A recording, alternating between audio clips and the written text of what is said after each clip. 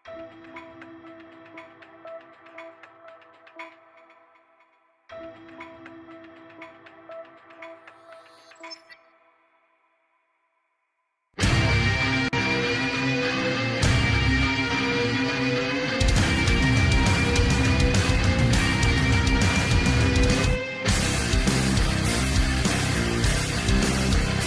ready for 2 hours of hard-hitting football talk, straight from their jocks about the jocks. It's Football on the Know with Jim and Joe.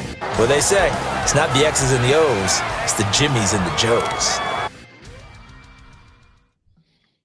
All right. What's going on, everybody? Welcome to another episode of Football on the Know. I am Jim McPhee, and right there is Mr. Joe DeCapita. What's going on, know-it-alls? You know what time it is. Time to talk some more football, some ups and downs, if you will, as we always get into the week. But we were joined by a very special guest who has graciously showed up for his presence here. MJ, thank you so much for checking in the show. Thanks a lot. I appreciate you guys having me. How we doing, boys? All good? Doing great. Oh, good. Doing great. Oh, good. Yeah, absolutely. Yeah. Well, that's a lie. I'm not doing good. You know it. Come on, MJ, man. It is tough to be a Giants fan. Well, for not my whole existence, but for a while now. It's been really pretty rough. And season after season, I mean, it's just, you just want to have, I would be happy with a 7-9 season or maybe a 6-10 at this point. But what's going down with the Giants lately, it's just crazy. It's enough to kind of tease you to where, oh, look at these young guys, you know, it's looking good. There's a spark. And then you're looking good last week, right? You've got leading the game going into the fourth quarter, 19-0. And us Giants fans, you're looking at that and you're like, well, there's always that chance that we're going to screw this up, right? Everybody else is just like, wow, I can't believe this. And wouldn't you know it, starts rearing their head and this, and they blow the lead, 20-8 lead, 33 points in the fourth quarter. They lose to the Denver Broncos, which they had them 90% of the game. I think they led 55 minutes of that 60-minute game, which is ridiculous. Mm-hmm. So after that debacle and taking a look at that game, like, what do you take out of that? Like, who's more to blame for an epic, like, comeback, loss, there? You can obviously point the finger a lot of different directions. Note my hesitation. I would say first, defensive coordinator Shane Bowen. I just think late in that game, like when you're up that much, when you're up 19 points, when you're up 26-8, when you're up 26-16, and Denver has a literal 0.2% chance of coming back in that game. And it's the same thing that we saw, guys, with the Dallas Cowboys game too. You rush 3, you drop 8. But your coverage is so soft, you allow Bo Nix to complete a pass, and I don't even think he knew what receiver he was throwing to, yet it gets completed. And Jimmy, like you were talking about a moment ago, yeah, for Giants fans, I think there's always that thought in the back of your mind, like, how are we going to lose this game? Like, there's surely no way our kicker's going to miss 2 extra points. Right. Like, there's no way that could possibly happen. But the second that doubt creeps in the back of your mind, lo and behold, McTominay misses the extra point. Denver has just enough time and chances to go down the field and score. It's like the Giants are finding and reinventing new ways to lose football games, and it's frustrating. You guys as fans deserve better too. And just think of the narrative, guys. If the Giants find a way to win this game, what we're talking about, what New York sports is talking about all over sports talk radio, podcasts like this, wherever, if Jackson Dart and the Giants end up winning that football game, because it doesn't matter how ugly it is, even despite the comeback, the Giants win by 1 point, whatever it would have been, just such a different narrative, and it takes away from what was an awesome performance by Dart. I think sure he made a mistake on that throw and the play calling, but he's a rookie, that's going to happen. But brutal. I think that's like the word that perfectly describes it. It's just absolutely brutal, and the Giants should have absolutely won that football game. They had no business losing it whatsoever. Yeah, no. I was honestly on the edge of my seat watching that game, and I'm a big Jackson Dart and Cam Skadaboo, as Jim already knows. I'm huge fans of them coming out of the draft. I wanted them for my team, but we had other plans. But so I'm rooting for them on the Giants at this point, and I was absolutely surprised for one to see the Giants go into Denver and basically handle one of the best, if not the best, defenses in the NFL in their home field, and the whole first half it was nothing but Giants. Like there was no answer from the Denver Broncos. And I'm thinking like, oh man, they got this thing locked. Like second half, just run the ball out, run the clock as much as possible, keep the drive going. And if you can score more points, or at least come away with a field goal at the end. And that's something that you pointed out about MJ's is the fact that, Shane Bowen is like I didn't see more running plays being called that I thought should have been called and try to wear down that clock. So in just in case, right? Just in case if Denver was to come back a little bit, they would have ran out of time anyway. It wouldn't have been an issue. But you're also right about the extra points, the two, not one, but two missed extra points. Two. Critical. Yeah. And it hit them in the ass in the end. That's what happened. Like they let them back in, but those two extra points were absolutely critical when it's all said and done. Yeah, and absolutely, it's crazy too. It's like I've never seen a kicker that's more injury prone than Graham Gano. All of a sudden, like since they joined the Giants, like damn, dude, it's like injured so much. And even in the press conference today, they're talking to Brian Daboll, and they're only asking him kicker questions. Like that's the biggest problem with the Giants right now. It's like, well, what about the kicker? And then they wouldn't let it go, and Daboll's just like, all right, let's just kind of move on. Yeah, it's whatever. I don't know. And then they keep going at him, like, dude, who the F cares? Like right now, you know what I'm saying? Mm-hmm. Like. We're trying to get Graham Gano back. His future, it is what it is. He's a kicker. The one thing is, though, where the frig did we get this guy? He wears the 99 jersey out of nowhere. And what is Justin Tucker doing right now? Is he still serving suspension? Like, I'll give him as many rub downs as he needs or whatever he needs. We'll get Justin Tucker here. You know what I'm saying? Right. We need help. But we've got a shout out to our guy up in the house, Rise Up Dirty Birds. He's a Falcons fan, and he's saying at least y'all have Super Bowl wins, and Falcons fan, we don't have a single one. And at least, he did blow a 28-3 lead in the Super Bowl, but this one still hurts though. When you're making history in the wrong side of history, it's never really good, right? You're like, oh man, really? That's a milestone that's going to live in infamy forever now. Great.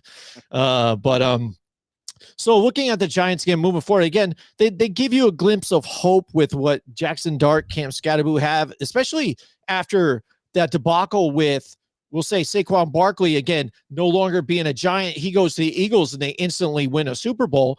Drafting Cam Skattebo moving forward makes it a little easier to kind of, deal with right now, right? You're kind of like, well, now our running game, this looks like we have hope now. Tyrone Tracy as a, spell back here and there, the ground and pound with, Skattebo, Jackson Dart mixing around with some runs and plays too.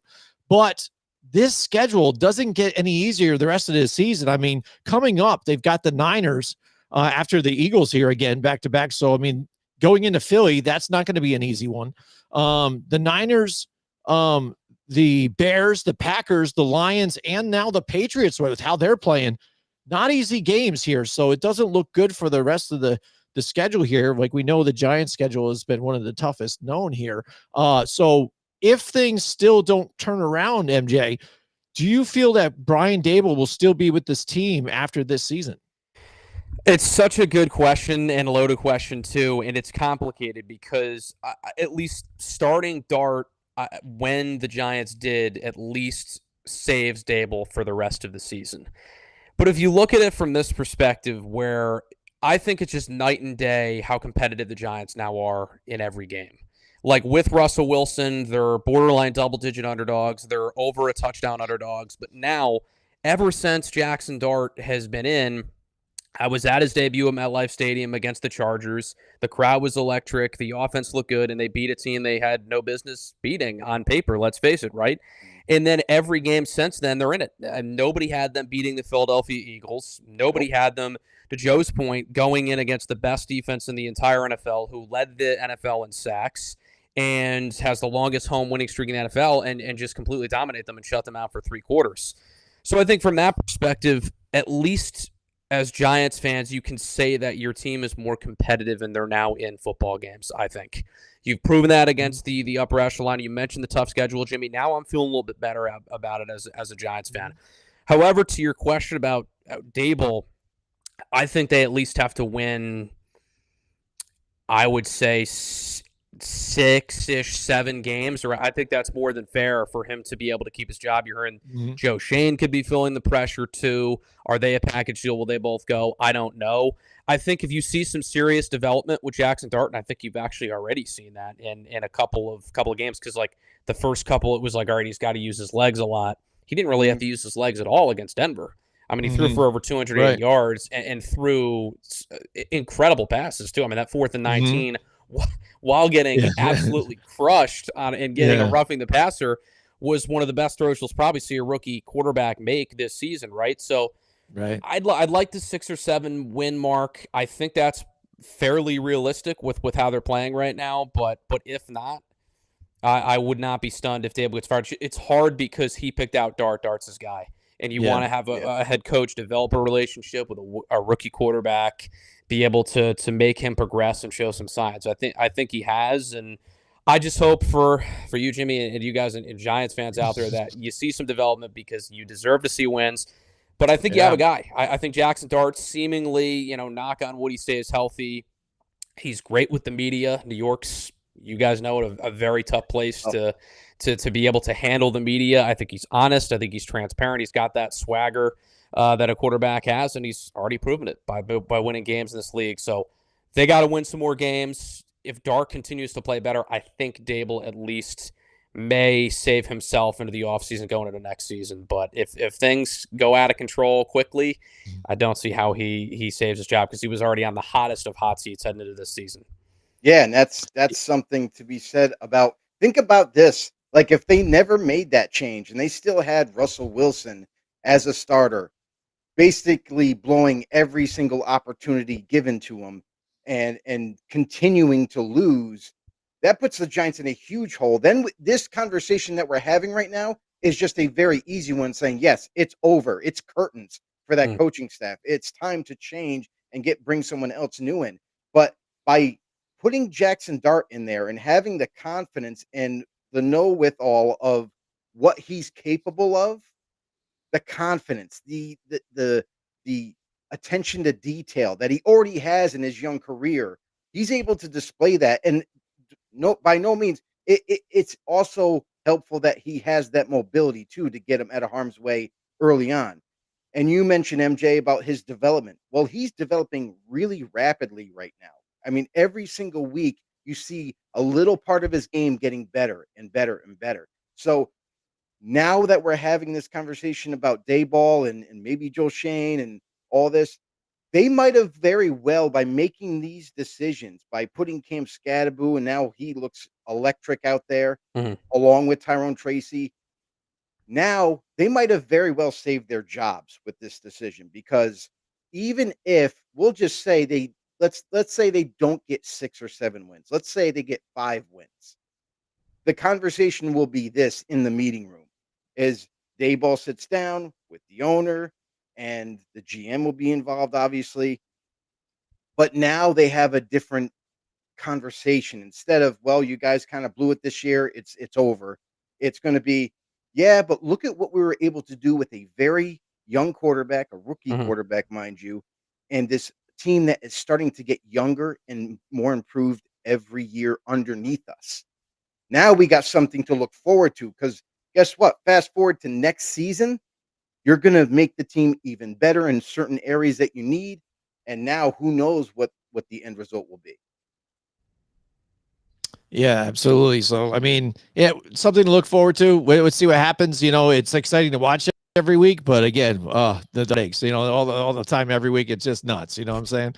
I'd rather be a Giants fan right now. It's amazing I'm not a drug addict right now. You know what I'm saying? But so talking about another New York team again, which is New York sports isn't just in shambles for a while, but the Jets here, right? The Jets. Aaron Glenn's brought in there with that authoritarian kind of deal. He's got that swagger. He's got this and that. And they've been in some tight games to where you're like, okay, maybe this is the game. Oh, look at the Jets. And they can possibly do something. But still, overall, the team again, can't put up a lot of points. The defense is a shell of its former self. Justin Fields, yes, he's got, no interceptions at this point, but he's got, 4 touchdowns on the whole season, 257 yards rushing, but the offense is stagnant. Again, defense is getting penalties left and right. All absolute chaos here with the Jets. MJ, in your opinion, like what's the problem with the Jets here, and what do they need to do moving forward? Is the offense? I mean, what is it? It's a lot of things with this Jets team. It really is a lot of things. I think Aaron Glenn, through 7 games, I think he had a lot of Jets fans fooled. And what I mean by that is he won the press conferences. Like, people loved his confidence. They enjoyed everything he was saying. Like, hey, we're not the same old Jets. That's great and all, but when you start the season 0-7, you kind of are the same old Jets. Unfortunately, Jets fans, right, I think you'd rather be Giants fans right now, because for Jets fans, you're looking for any sort of sliver of hope that you're going to win any of these next 3 football games against, Cincinnati, Cleveland, and down the road against the Dolphins are probably your 3 best shots to win at this rate. And when you have the owner of your organization calling out Justin Fields, I mean, you can't help but chuckle and laugh. I mean, you feel for Justin Fields when you watch him today react to it live when the owner said, hey, well, if we complete a pass, we'd be okay. And you mentioned the stats too. I mean, he doesn't have any interceptions, but that's because he's like the most conservative quarterback in the league. He's not throwing it into tight windows, and he's not throwing it down the field either, which is conducive for an offense that doesn't put up points. I mean, 17 points in 2 weeks, and the 2-minute drill as well. It was just awful. I'd say Aaron Glenn is the top of the list to blame, just because I think he's in over his head for being a head coach.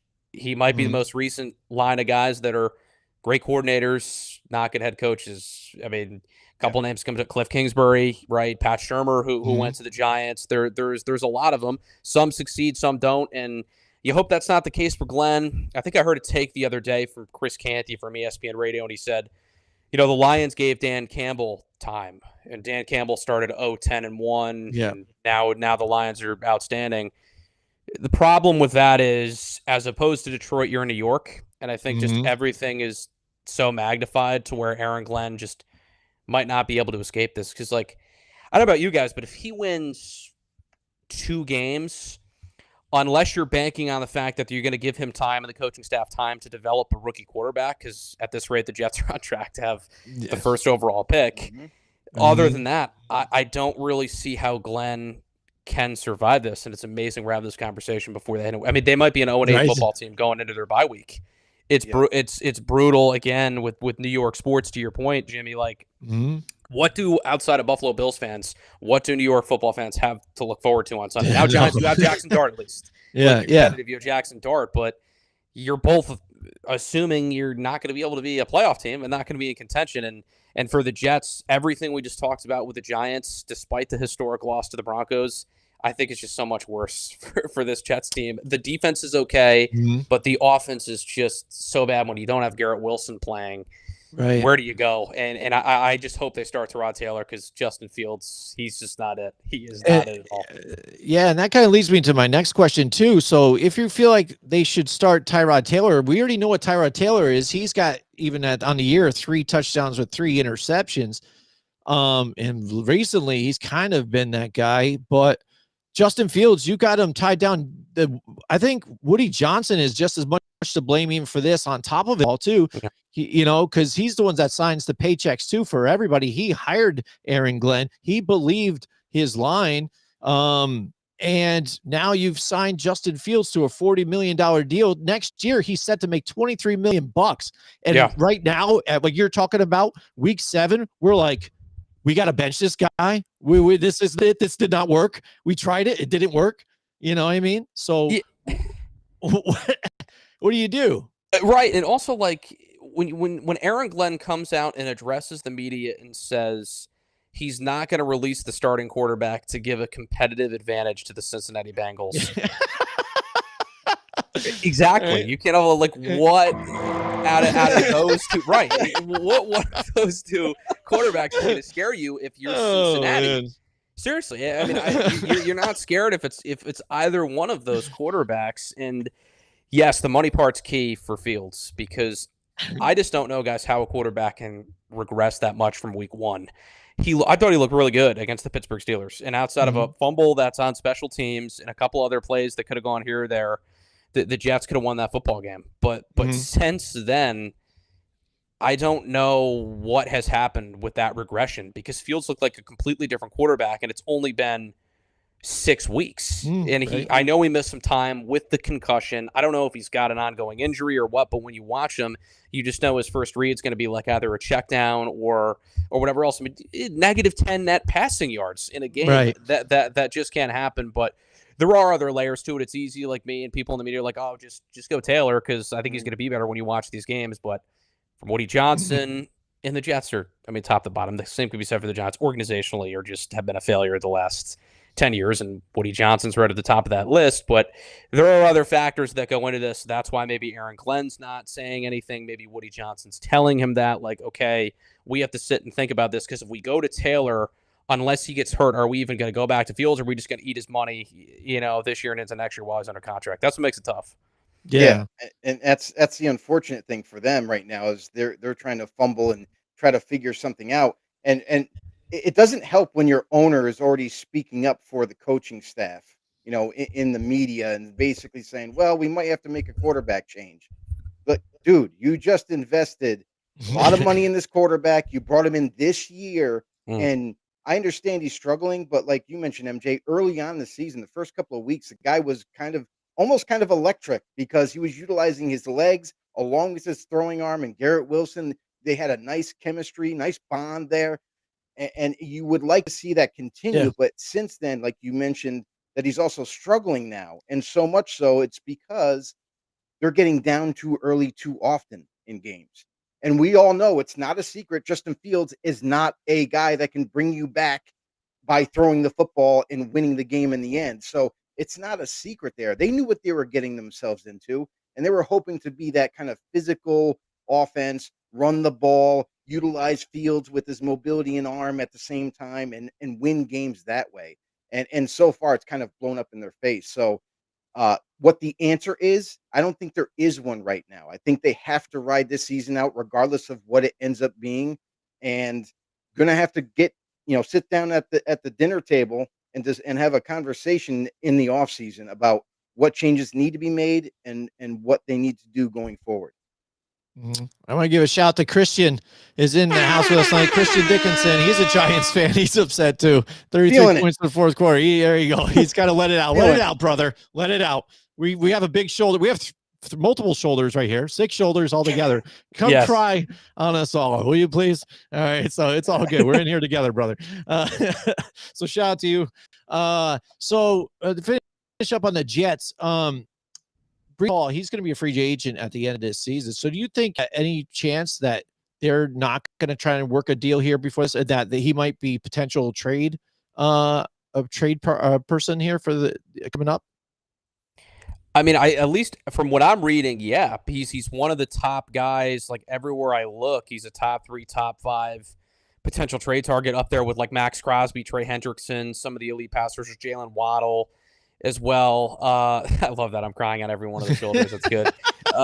Yeah, we're here for you. But yeah, it's with this Jets team, Breece Hall's been a guy who has obviously shown flashes. He's been very good since he's come out of the league. But like you were hearing his name being talked about back in April on draft night. Yeah. Like you're waiting for like something to break. Like he could have been traded then. So I don't know if it's him and the relationship with the team. Maybe he just wants to go. Will he get traded at the deadline? I'm not sure. I definitely could see him being gone after this year. The only thing with Breece is what are you going to get in return for him if you trade him? Right? What are you trading him for? Are you getting him for picks? Are you getting him for better value or a higher leverage type of player? I think is key too. You never want to give up guys that are, he's one of your better players on the entire team with Garrett Wilson, Sauce Gardner. So you're hesitant with that unless you're banking on, because you don't have the depth of Braylon Allen either. I mean, he's done for the year. He's hurt. So that's where you're a little hesitant. I could see him being traded by the deadline, and honestly wouldn't be shocked if that's the case, or if not, then next year. If the Jets are like full-blown tank mode, we're getting rid of him. We're trying to clear some cap space or whatever it is, and we're trying to get some picks to bolster up in this draft. So Wouldn't be shocked, but Jets fans, it would give you more reason to it's like that fan. Who was it? They got the kid leaving the game. The kid leaving the game. I hate this team. I hate like, this I'll always team. love the Jets. I hate this team. Like, you will get so many more memes and videos of fans doing that if you trade away players like that. So I'm eager to see what happens with Breece Hall. It is going to be interesting to follow in the coming weeks and months. Yeah, you make a couple of good points there, MJ, about how the emergence that you got Braylon Allen, the emerging running back, but however, a guy who also is injury prone at this point, a guy who's very physical, power back type of guy. But man, does he always seem to get injured every year since he's been in the league? And then you have a couple other guys that are kind of lower on the totem pole that are trying to emerge and trying to show what they can do.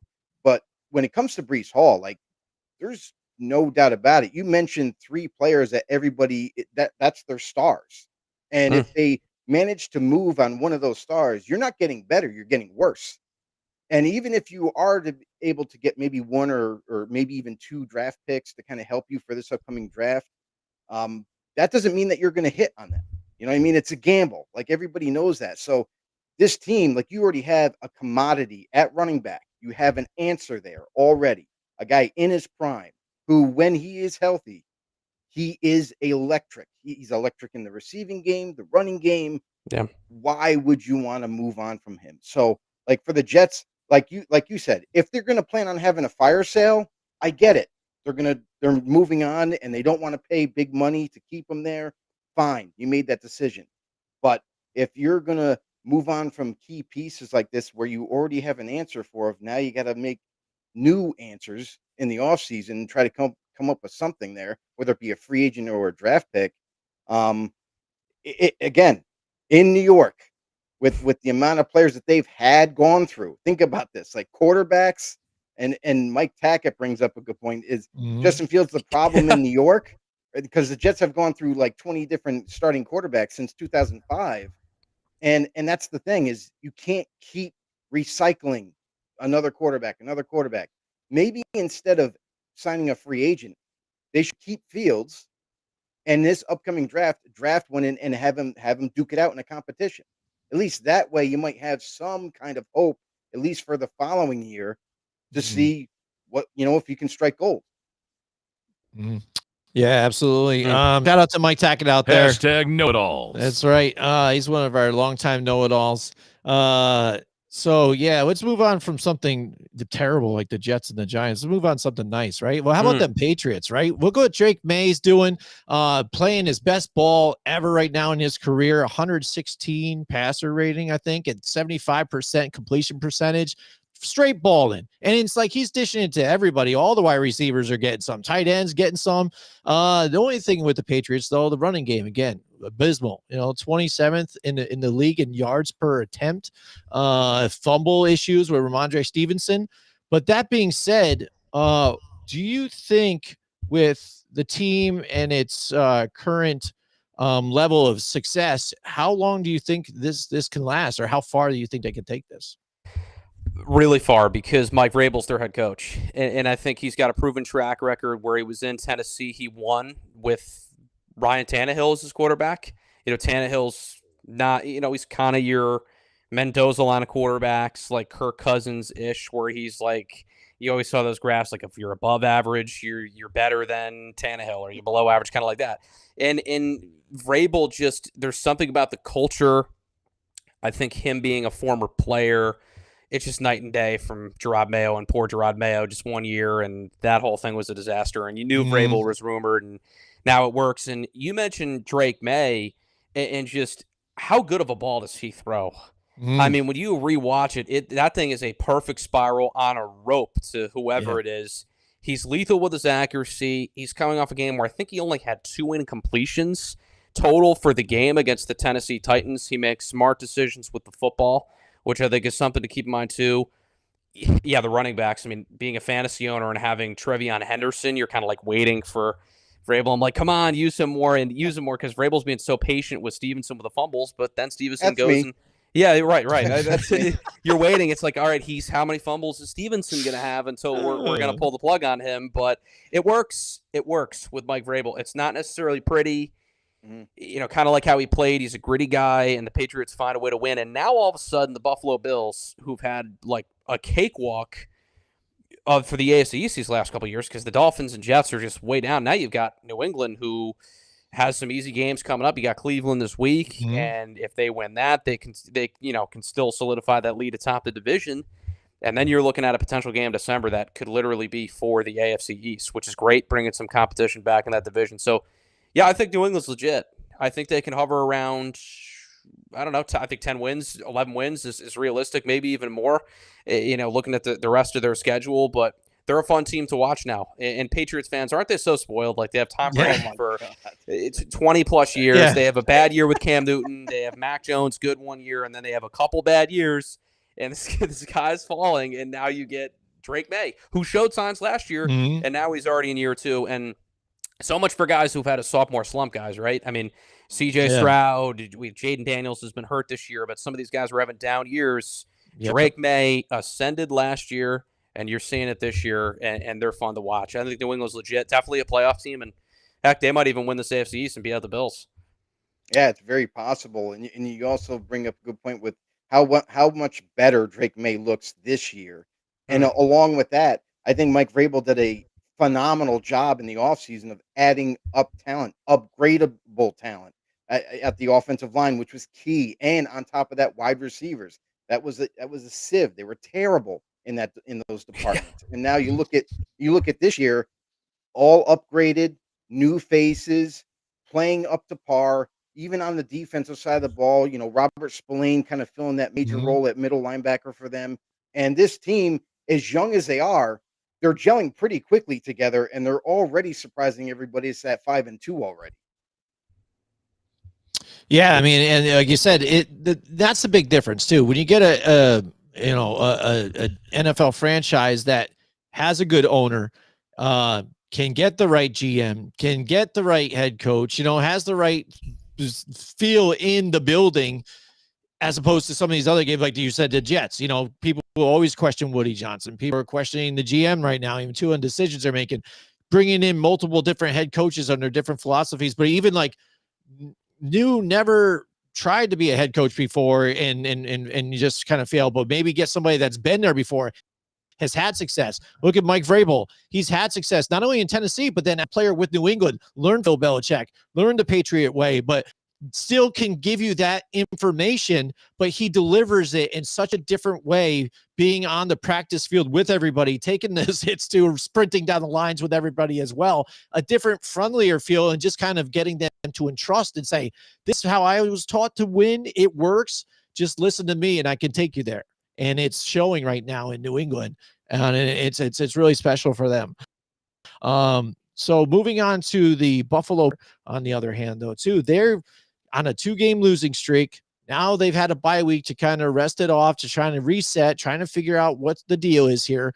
But they've got injuries too, especially in the linebacker situation here. Matt Milano down again too. They're starting middle linebackers are down, and they're facing another team who can effectively run the football. Rico Dowdle, Rico Dowdle, don't you, buddy? So you know him, 1,000-yard rusher here for the Dallas Cowboys. He's showing up here to back up for Chuba Hubbard, and now these guys look like a nice, healthy 1-2 punch. And now they're facing the Bills, who can't effectively stop the run, especially without Matt Milano there. So what do the Bills have to do this week here to not have a third consecutive loss here?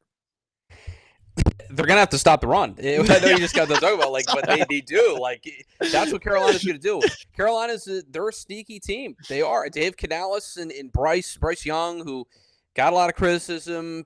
Panthers fans, when Andy Dalton was in, other guys were in. It seems like their offense flows better, but he's had a nice connection with his rookie receiver, Ted McMillan. Chuba Hubbard and Rico Dowdle. You knew a revenge game against the Cowboys. That was the easiest thing you could have bet on that and seen it a mile away with Dowdle and being able to torch the Cowboys like he did. Carolina's good. And Buffalo, going back to even the first week of the year when Derrick Henry ran all over them, and their record is significantly worse without Matt Milano. So that's a big loss on defense, and I think it's a classic case of will the bye week help or hurt the Bills, right? You come in, you start 4-0, you lose a tough one at home to New England, and then you drop one on Monday night that I don't think any of us, or most people at least, I should say, had Atlanta winning that game. this is a chance for Buffalo to silence a lot of doubters and get a big win on the road where they're still, I think they're like 7.5-point favorites too. So that spread is interesting. If people and your guys, listeners and subscribers are looking at that spread, is 7.5 is interesting off the bye. I still think Josh Allen, we're waiting for him to have that signature game, right?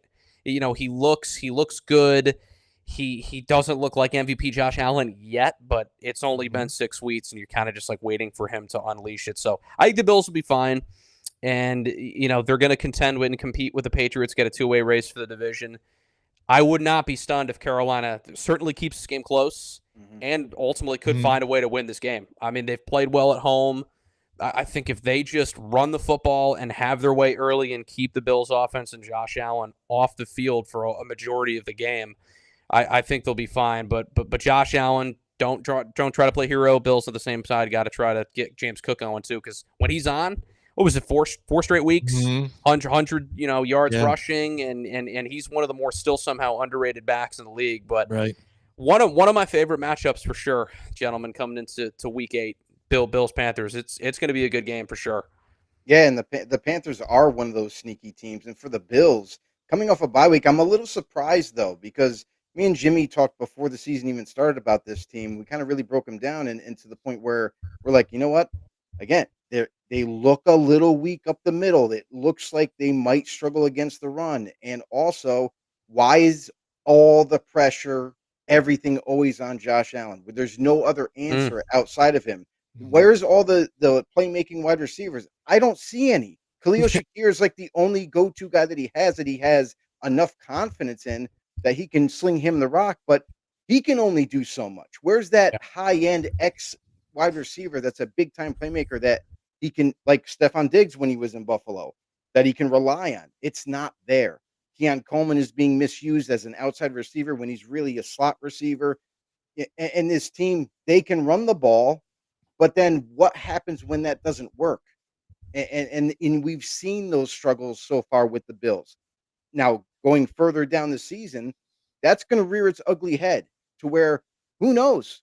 Maybe by the end of the season, maybe they just miss the playoffs. Maybe they barely make wild card at this point. And everyone's going to be pointing the finger at Josh Allen when they really should be pointing the finger at management and the coaching staff, where you didn't, in the whole offseason that you had, where was the extra help? Where's the rest of the guys that you needed to kind of get over that hurdle? And so far, it seems like the same Bills that are trying to do better with the same players. Just don't think that's an equation that they can kind of overcome. Now, Josh Allen, as special as he is, he's the whole offense. And if he isn't able to score, then this team falters. Like, the defense has its own problems with the running defense. But man, oh man, this team, we've had concerns going into the season. Now they're starting to show up. And on top of that, like Jimmy mentioned, injuries are starting to pile up as well. So not a good recipe coming off the bye week with no real answers in those weak areas, to now you're going to have to try to somehow turn this thing around. Right. And MJ, I mean, it's to the point to where now we're coming along with, the trade line, in just a week or so. And we're still asking the same question. Will the Buffalo Bills make a move to get another wide receiver? You know what I mean? Another key wide receiver or him. You know what I mean? Yeah. We had that question before in the offseason. You know what I mean? So we're now at this point, and we're still doing the same thing. Yeah, we don't want to keep sounding like a broken record, but like Joe was saying too, go get a wide receiver. Go get playmakers for Josh Allen. I mean, the Bills were a significantly better team when he had a true wide receiver one at Stephon Diggs. Whatever happened with the relationship in Diggs after like a lot of wide receivers, look no further than A.J. Brown. A lot of them are divas. They want the ball. They want the money. I get that. That's just how a lot of them are wired. I get it. But you were so much better with a guy like Diggs on the offense. Like, your best guy to throw the football to can't be Khalil Shakir. Right. If you want to be a team that's going to compete for a Super Bowl, Bills have to be all in all capital letters at the trade deadline for a weapon at wide receiver. Are you going to get Jalen Waddle? I think Miami would probably steer away from that if you're Chris Greer, because it's within the division. But you never know how desperate you're going to be if you're being right. These are the moves that you have to make. You need a wide receiver. Dalton Kincaid, you're just waiting for him to just break through and have a couple monster games. I think he's a really good tight end, but you're waiting for him to be. But what team is a tight end the number one guy outside of Travis Kelce for the Chiefs to figure it out? Right. There's not many. And I agree. Have it just play complementary football. Have a balanced offense. Don't have 17, like Joe was saying. Be the main guy all the time. Right, at least he's not like running the ball. At least James Cook can run the ball because, you guys remember his first couple years. Fortunately, but thank God he's built like a linebacker because otherwise Josh Allen would be so injured. I mean, he's like 6'5", 240. So you're lucky he's a physical specimen and knock on wood hasn't gotten hurt yet. But you have to be uber aggressive at the deadline. The Bills have to go get at least a wide receiver. I think maybe another piece on defense too. If you can somehow find a way to add a linebacker, because you guys are spot on. In your analysis, like they are weak up the middle. They don't stop the run, and once that running back gets through the line of scrimmage, they're getting 8-10 yards. They're breaking after contact too, with the tackling in the secondary as well. So go get a wide receiver, a legit wide receiver one for Josh Allen, because he's going to make them infinitely better on this team once they're there.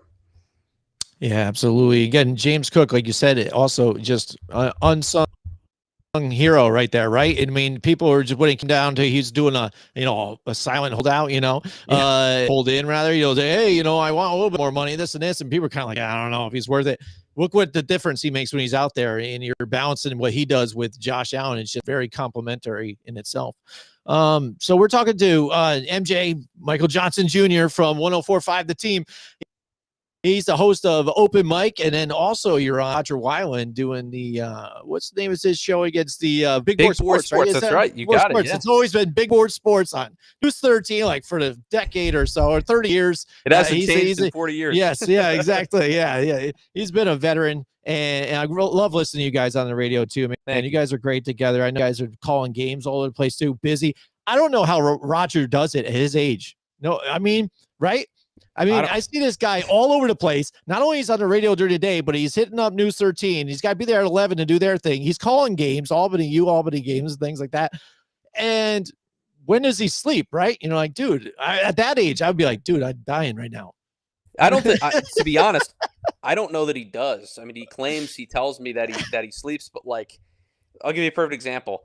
So last night with the NBA now back on NBC, which looked awesome too, by the way, with the montages, got goosebumps watching those. So like WNYT carries games. So his normal newscast at 11:30 is pushed back to now like 1:45, 10 of 1.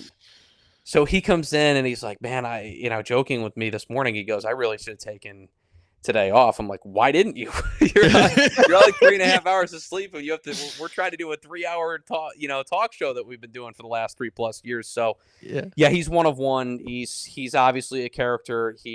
But it's been great. I'm super grateful for our relationship, everything that we've done and accomplished together in doing this. And yeah, he is a testament, of the sports media business. He's withstood literally the test of time. I joke with him that he's a dinosaur, but I'm sure he takes it well. But he keeps on rolling. I don't know how he does it. You know what? Actually, I do. At least I think I do. A small extent of it. A lot of coffee. This man will drink an obscene 9 to 10 cups per day. Wow. Per day. Yeah, the wow says it all. So he's a lot of energy, and I know when he's not wired, he hasn't had his coffee. So that's when you get you get mellow Roger. But then when he's wired, he's ready to go. So does he sleep? I don't think any of us will ever know. Even I've been right by his side, that we've been attached with him. I don't know, but coffee's the key, boys. I think give him a coffee. Give him a coffee. He's good. Nice, that's awesome. Like when I saw him, I didn't call him a dinosaur. I called him a legend. I went on that part, on that side of it to be safe, I guess, right? But hell yeah, now I know too. Next time I see him too, I'll drop him off some Death Wish coffee or something to him. Like, hey, buddy, what's going on? Come on the show and talk some ball. And it was funny too with NBC. I mean, they've got like 5 or 6 like meteorologists, but you can't get another sports guy just to cover for Roger like one night, or he just doesn't take the day off. He's not one of those guys. He's not like a LeBron James of sports, media, right? He's like, I'm not taking days off. It's a combination of the two, I think. Yeah, he's just like, I want to work 24/7, 365, or at least for the most part. It'll take a few days here and there, but yeah, Nice. he is just an insanely hard worker, and it's funny at times, but also it's helped me, I think, get better at what I do. Watching him do it, like he'll still write notes on a manila folder for our games. A little old school. I'll kind of print out the game notes, have like my own kind of charts for the games for Albany football and men's basketball. But just watching him do what he's done for the last 30 plus years, be a creature of habit. It's unique to see. And I respect the fact that like we're all different in our own ways. We all have our own deliveries. We all root for certain teams. We all do this. We all do that. He's a creature, an absolute creature of habit in his own mind. And if you got him and brought him Death Wish coffee, he'd you'd be on the show every day. Nice. He'd be his new best friend. He's gonna fit it in then. Yeah. Right? Coffee is the key to that man's heart. I'm convinced. I really am. Nice. Awesome. He's a man of my own heart then. That's awesome. Yep. All right, before we let you go, man, I know we even ran over time. I apologize for that, All but good. it's been a lot of fun talking some ball. Actually, we get to a few different things. I know you're a Cowboys fan, so I got to ask you a Cowboys question then, I guess, right? When we looked at the season starting, a trade happened with Micah Parsons. I was just like, all right, well, these guys are basically going to be like the Bengals. They're going to have the great wide receivers. They're going to go high-flying offense. Defense isn't going to be able to stop anything. And surprisingly enough for me, they had a strong running game, but the defense has played better than I assumed, at least in the front. Back end still suspect here. But they're sitting here now at 3-3-1, that tie to Green Bay. Are you at all surprised in where they are right now? And what's your expectations with Dak playing the way he is and the team and where it is right now? It's a good question because yes, I am surprised. I'll say I'm surprised first at how good the offense has been. I think to say that, being unbiased, of course, but it'll sound biased, as a fan, like it's hard to name a quarterback that's playing better through 7 weeks than Dak Prescott. It just is. I mean, the stats will back that up. I think his command of the offense. I think having George Pickens is huge, and Dallas has to extend him. And they're winning games and competing in games with a horrible defense without CeeDee Lamb. So that says a lot about the offense. Javonte Williams came out of nowhere. I think he's a must start in fantasy football.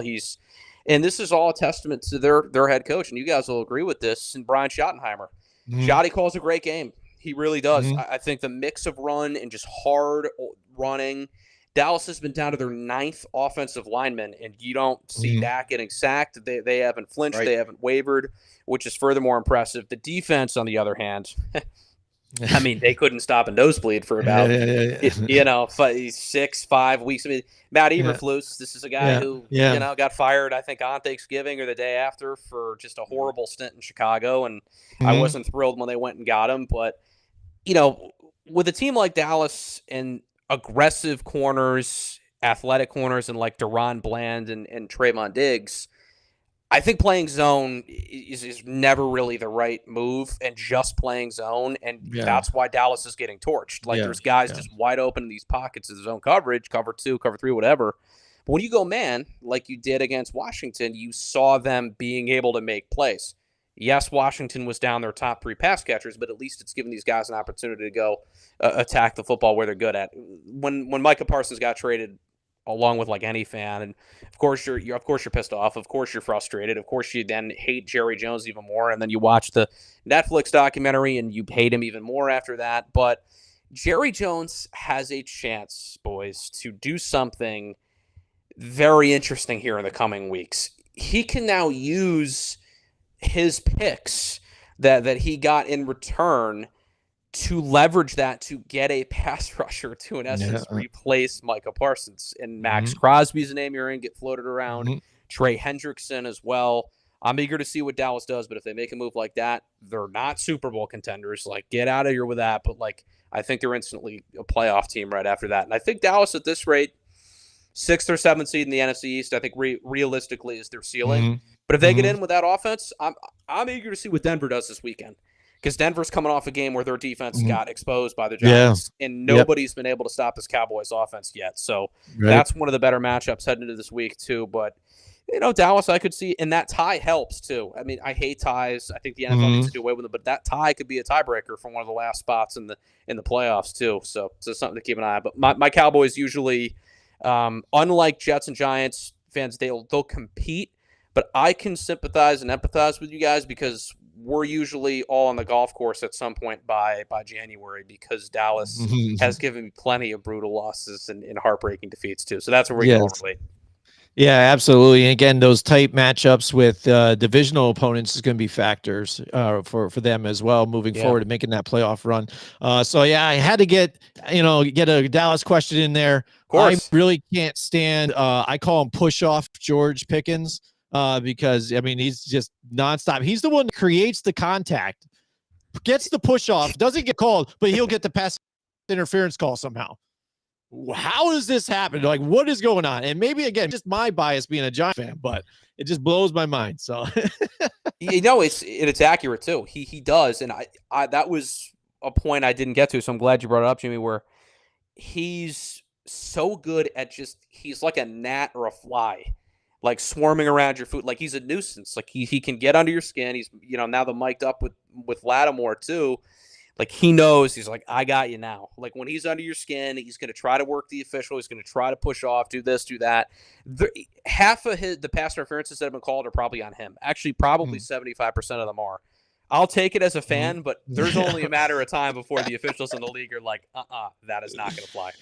Yeah, absolutely. All right. Christian says, I don't know whose defense is better, Dallas's or Giants, with 30 seconds left with a lead. Yeah, I don't either. To be honest, I really don't either. Oh, man. No, man. That's funny. All right. Yep. So that's it for MJ. Thank you so much for joining us. One more time before you leave, though, open mic. Tell everybody what that's about here. That's a little different than what your standard show is here on 104.5 The Team, and also it's a podcast as well, right? Yeah, it is, and thanks for the plug, guys, and this has been a lot of fun, so no worries at all. I've enjoyed this about going over the time. It happens when I have guests on open mic. It's hey, 10 minutes, it's Iron Eagles on, it's 24 minutes, so I'm like, hey, sorry, I just took up a half hour when I told you it was gonna be 10 minutes. We don't have commercial breaks either. No, right. So I've got to hit like certain set commercial breaks, and I don't want to have to hear about that for like I don't know what happened. But yeah, no, open mic's been great. It started at the end of April, and it came with a new role as brand manager and promotion, and it's just basically an hour solo show. And I try to tell people it's just kind of me being me for an hour, talking about things that interest me, but also keep it regional, keep it local. Whatever's big and going on, I'll try to talk it in. I love to hear from you guys and listeners and people that call in and give their takes. I think being interactive with listeners is huge. And I try to get one of the things I've been grateful for and blessed with is the contacts I've been able to get in doing this for a while. And I try to have some really cool people on, usually around like the 3:30 window. As well. I'll do some sports trivia questions, which are great, where I try to have listeners stump me, and usually they do because they realize they want the tickets. And I gave away Adam Sandler tickets one time, and someone asked me who received the onside kick in the Super Bowl for the Saints, and I'm just like, I have no idea who even, some of the questions. Yeah, it was, right? Yeah, brutally impossible. But no, I appreciate you asking about it. It's a lot of fun. Check it out. All you have to do is just search Open Mic with MJ. On Apple Podcasts and Spotify. I upload each episode daily, and just keep trying to get better and better every day. I'm young, I'm learning. I'm lucky at 26 to be able to be in this business too. So it's a blast, and I'm grateful for everything I've been able to do at this point. Even coming on with you guys, this has been a blast, and I would absolutely do it again and recommend it to people who have been on. You guys have been very fun. Excellent. No problem. Welcome to the know-it-all family here. Hashtag know-it-all. There you go. You're a know-it-all right there. Just crowned, brother.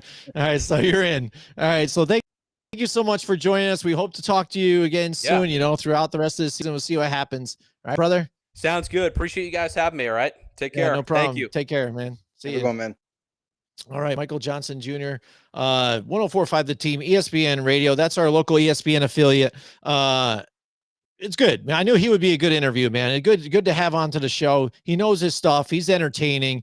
All around good guy too, man. I met him at the bunker when Jordan Ronan was there doing the book signing and stuff. So lot of good stuff. A lot of good stuff. He could talk about pretty much any team out there. So it was a lot of fun. All right, we got the chat still going live. We've got Christian in the house with us. I know he was talking about the Giants again before. I didn't want to go right back to it because of where we had moved on in the interview and stuff. But what do you think about this one, Joe? Here, he's got the fact that there are college students who are studying neuroscience and accounting on Pat McAfee's pregame college game show can kick a 40-yard field goal, and we can't find someone consistently to do it for us is sickening, right? I mean, it's crazy. That's what happens when you have a shitty scouting department. Yeah, right. Yeah, honestly, that's what it comes down to. Like, and for the life of me, I can't understand how any team is struggling to find a kicker when they really need one. You know what I mean? Like, this isn't the first time this has happened. It happens every single year. Kickers go down to injury, or look at the Atlanta Falcons and how perfect example, right? Atlanta Falcons, Young-Hoo Koo struggled majorly this season. They ended up deciding to cut him, and they already had a guy in mind. They already had a guy in mind, and look at him, how well he's playing right now. So it can be done. It's just not all teams are good at finding kickers. Yeah, definitely, Joe. We've seen that. The Christian wants to know what time the show. I think his show starts. He said daily. It's daily. I know. I think I want to say it's like 3:30, 3 o'clock. I think it was like 3 o'clock. It's only like a half-hour deal. It's really quick, but they run through a bunch. Like he said, he does a stump thing just off the fly. Seems like kind of too. Just just a lot of fun and things. So. Check it out. It's on 104.5 The Team, ESPN Radio, local channel. So you can find that on the radio. And like he said, there's a podcast too, just called Open Mic, with MJ on search it. Google, on Spotify and Apple. So Joe, all right, let's move on. What do you want to talk about now, man? We got the night, we got picks to get into. It's almost 10 o'clock. So you want to just go right into picks, or what do you want? What do you anything press in your mind? Let's just go into picks, and we can cross some of those roads when we get there. Like let's go at the first game, Thursday night football, right? Minnesota Vikings, the Los Angeles Chargers can't seem to get right. Again, another team where they looked good early on, and now it seems like people are figuring them out, just pressuring Justin Herbert. They can't get the running game going. Minnesota up in the air. Like, we had JC on the Blindside Blitz last night. He's a Minnesota Vikings fan. He hates Carson Wentz, right? And I thought Carson Wentz is doing okay for them right now. So like, for the fact that I'm looking at JJ McCarthy, and you're almost like, what do you do? Because if he is healthy to come back, like, has he done enough to win the starting job? You kind of handed it to him, and he doesn't seem like he's ready. So do you just stick with the hot hand right now, technically, and keep Carson Wentz going on this ship, and then just have JJ McCarthy sit another, a year or something like that, because technically this is his year actively, because before he just had injuries. This is where he can kind of get a little play time here and there. But what do you do? Do you really just hand the keys back over to JJ McCarthy after how he hasn't really played up to par?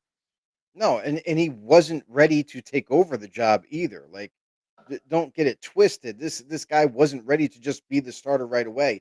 They handed him the keys to the Corvette and said, "Hey, take us to the promised land," and without any kind of proof or developmental, trust to say, "Hey, no doubt about it, he's our guy." And we've seen that. We've seen that before he got injured. We saw how there's some inconsistencies in his game. There's some poor decision making. That he's not. I think he's seeing the field just fine. I just think it's one of those things where, because it's now it's real, it's live, it's 100% full speed, and it's a different element in the NFL. It's tough to catch up to. So for JJ, I don't think he's ready, but at the same time, they gave it to him. And this is on the Vikings, even before we got to this point. When they decided to move on from Sam Darnold, that's when this kind of playing well in Seattle. That's when this whole thing fast forwarded, and it's up to JJ or bust. Now you have a situation with Carson Wentz, who honestly, Carson Wentz is playing well enough to help them stay in games and win games. So in my eyes, you have a veteran who actually looks pretty darn good in this offense, and there's not too many times that quarterbacks in this offense don't look good.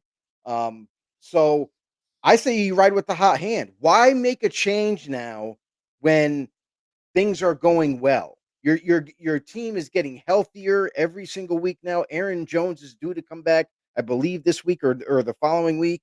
So you're making things work with Carson Wentz at the helm. Now, if you kind of just make that decision because JJ is healthy, we're just going to throw him back in there.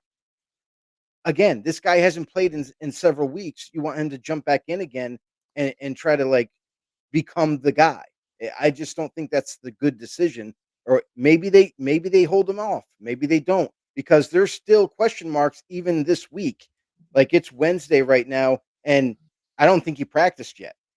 And that's the thing too, is like maybe they hold him out an extra week just to see how things go and make sure he is 100% healthy. So with all that being said, I think it would be smart for Minnesota, even despite Vikings fans hating on Carson Wentz. I think that might be the better decision.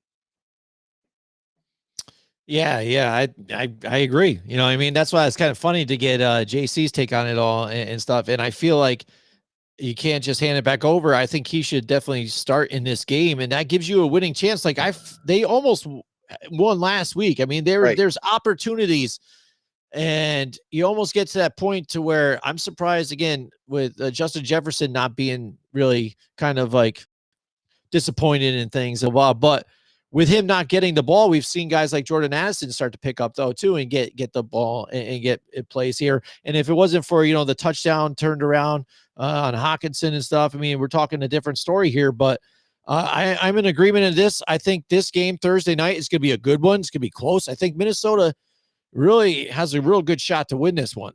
And I don't know. I just feel like just the Chargers are due to get back on the rails here and get a win. So I'm going to go with the Chargers on this one. Mm-hmm. But my gut really says, the Minnesota Vikings on this one. Yeah, the Chargers. Here's the other problem for the Chargers is they're down not one but two starting capable running backs. They're down multiple offensive linemen. Talk about four out of the five offensive linemen are their starters are done. Like, they're playing with just reserves at this point, much like the Dallas Cowboys, and they're still trying to figure things out. That has shifted this team to be more of a passing attack offense than a running attack offense, kind of uncharacteristic with Jim Harbaugh and the way he likes to run things there. So, despite having a decent defense, there is a lot of injuries on the offensive end. So, I think I'm going to go with the healthier team. I'm going to go with the Minnesota Vikings. With Carson Wentz at the helm is who I'm expecting to start there. If it's JJ, I don't have the same confidence in the Vikings. I would much rather go with the Chargers, but I'm assuming that Wentz will be the guy by the end of the week. I'm going to go to Minnesota. Yeah, absolutely. All right, so Sunday's games here: the Miami Dolphins and the Atlanta Falcons. Atlanta just up and down last week. Bijan Robinson again was able to be effective, but again, Every week he's effective. Yeah, I know. It just that's their team. Like, I watched that game again, and I feel like I keep arguing it, and I know you and Rise Up Dirty Birds have a different feeling on Michael Penix Jr. again, but he didn't do enough. You know what I mean? It's like you got to be able to be more effective in the passing game, and he just wasn't. And that's why it led to another loss here. But that being said, Miami, they're lost searching. I know Mike McDaniel and Tua had multiple meetings now, and everything's good. They're feeling better, and they need to try and switch things up. But Miami is just in a disaster right now. They don't know who they're throwing the ball to. The defense is banged up, and just the same old story over and over again. So I can't trust Miami. Atlanta, they're at home. They play better at home too as well. I'm going to go with the Falcons to bounce back here and get a win against the Dolphins. Yeah, the Atlanta Falcons, this is another thing too, that they're getting healthier on defense. So you notice that how much better the defense was able to play last week. And with Michael Penix, he's a guy learning on the fly. He's a guy that's developing much like Like Jackson Drake Dart. May and yeah, Much yeah, much no, I like get it. Jackson Dart, who's Mhm. kind of also developing on the fly. And you can see that, he processes the field well. He's getting the ball to obviously guys like Kyle Pitts and Drake London, and you should. And Bijan Robinson is a big time part of the offense as well. But also, I got a little bit of good news for the Atlanta Falcons fans out there. It sounds like Jake Matthews isn't coming back this week, but it sounds like his injury from before isn't as serious as it once was expected. So sounds like they're going to get back one of their tackles, maybe next week, maybe the week after. But again, that's really good news for them. Anytime you are able to have your starting offensive lineman there, obviously that plays huge dividends for you. But what I will say for the Falcons on this one is it's the Miami Dolphins. That's that's it. It's the freaking Miami Dolphins that they have That's to good. face.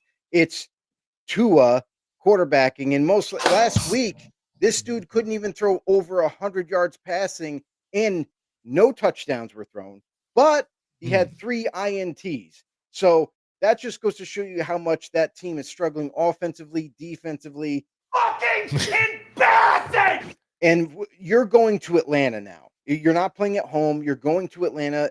And believe it or not, Atlanta is a hostile environment. They really get up for their Mhm. team.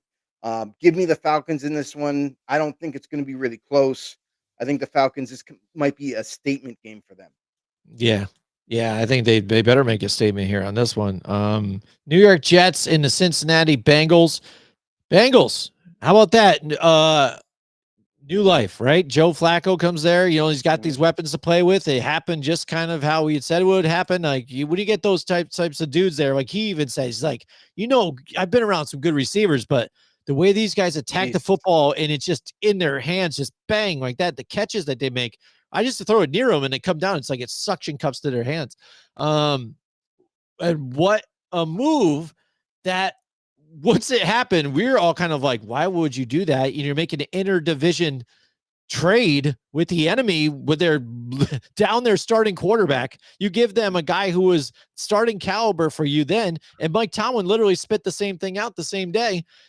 And I'm sure knowing that he was going to play them, and then he gets beat by him. Bang, just Yeah. like that. How about it? That was a game just back and forth. It was just crazy, nonstop. Aaron Rodgers getting tackled by his own lineman. He gets up and shoves him out of his face. Yeah, dude. Like, what are you doing? What the Listen, hell? What are this you is doing? this is He hit this his is head on the ground too on that this one. I was like, happens "Oh, all the time where guys are celebrating, but they end up tackling their own teammates. I understand they're trying to celebrate with them, but this happens more times than not, and sometimes it leads to an injury. Like you look at like with when Christian Wilkins was yeah." playing, Mhm, and I think it was Adam Butler at the time, D tackle for the Raiders, jumped on his back. That's how he got his season-ending injury.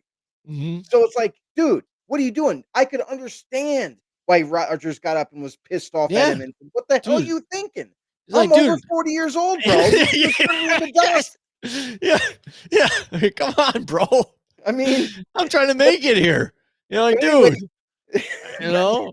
but anyway, you got the Cincinnati Bengals here, and like you mentioned, Jim, the I'll say after they traded for Joe Flacco, this is something that had to happen, right? Like we Oh, talked about, like what quarterbacks available, who could they possibly be calling about, and we didn't even think about Flacco because of the bad year that he was having in Cleveland. We didn't think that maybe Cincinnati would even be interested in him.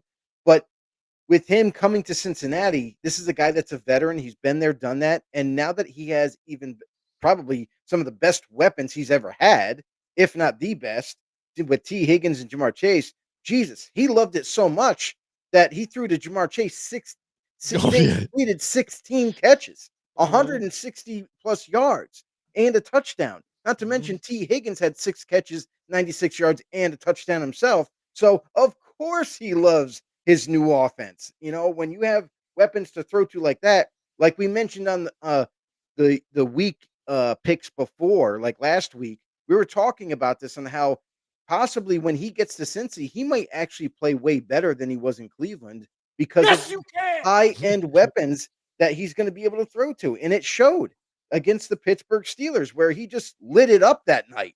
I Mm. mean, talk about precision, efficiency. it looked like he's been the quarterback this whole time. It didn't even look like they had a quarterback before Joe Flacco. So everything came back into play, Joe. When you're not throwing the interceptions that Jake Browning is, and look what happened. Basically, to sum it up in one word, that game, even last week, Yeah. Chase. When you talk about Jamar Chase and Chase Brown effectively running the ball. So, I mean, if they can do that again this week right here, which I feel like they can again, the Jets defense, terrible against the run. Not playing well at all. The offense can't score points. We know now Cincinnati Bengals can absolutely score points. I think this is going to be a throttling actually here with the Cincinnati Bengals here. I'm going to go with the Bengals. Easy. Yeah, and that's the thing. I'm going to pick the Bengals, of course, after we talked up Joe Flacco in this offense. Yeah. But this is the Jets, and this is interesting too. That what the Jets were once upon a time on defense. Once upon a time. They were one of the best defenses not too long ago when Robert Saleh was the head coach and everything was hunky dory on the defensive end. What happened? You have a different change in defensive philosophy now. The team is not playing up to par. You got basically the same defensive players now. However, obviously, DJ Reader left due to free agency, got a bigger contract and left. But still, like this team has talent. I just don't understand how the coaches on that staff can't figure out a way for them to play at least better. And then offensively with Justin Fields, I'll say this. If Garrett Wilson isn't a go this week, this Jets offense will be null and void. They won't be able to keep up with Cincinnati because they don't even have their best receiver at their, at their fingertips. So, yeah, give us the Bengals. All right, next to the Cleveland Browns and the New England Patriots. How about the Browns last week, dude? Holy crap, right? Just throttle. We talk about throttling. They throttled Minnesota or the Miami Dolphins, man. It was so gloomy there. Like we talked about it last night with Mike McDaniels, how he should go. Right. Just sitting there, just with his hoodie on, just over in a corner. Like I didn't even think he was. He looked like Weekend at Bernie's over there too, like just sitting there. It's like, is he alive? Somebody poke that guy. He's got the shades on and everything and stuff. Not full of that swagger that has the running around. They see him running to the sidelines. It's totally different, deflated. So Cleveland again, that defense really playing great. I feel like their rookie quarterback is playing well too. He's not playing good, making a lot of terrible mistakes. He's saying the right things. He's doing the right things. He's learning. So I think it's going pretty well for them. So that being said, with this one, New England, a lot of people will question who have they even really beaten though right now this year. If you look at the talent, look at the schedule and who they played, not a lot of winning schedules. And I get that, they've played some tough, close games. They've lost to the Raiders though too. And look where the Raiders are. But seems like they have turned it around. They're going to be stronger at home. This can be a tough defense. So if anything, if you have those doubters, this is going to be the litmus test matchup. This tough defense of the Cleveland Browns here. And let's see if New England can get pressure on its own too with their pass rushers and this defense. And see who comes out on top. If they can't effectively run the ball and then this defense is pinning their ears back going after Drake May, it's going to be a rough outing. But that being said, I believe in what the Patriots can do. I think they can sneak out a win in this one, but it's going to be close. Yeah, and this is going to be a closer game than I think most people believe.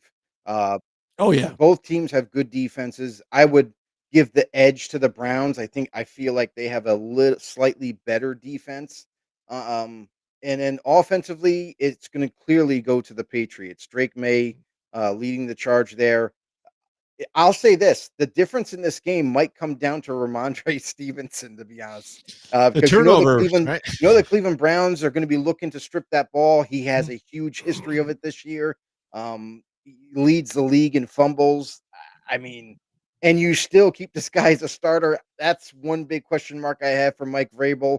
I know you want to show support to your guys, but at some point, you look like a fool and people are starting to think things. But in this game, I think it's going to be a very close game. I'm going to go with the edge with the Patriots. I think they have a good enough defense, but their offense is going to be superior, obviously, with the Cleveland Browns having a rookie kind of trying to learn on the go with Dylan Gabriel, who honestly, is the first rookie quarterback since I've been watching football where he just doesn't turn the ball over frequently. Like the guy is being smart.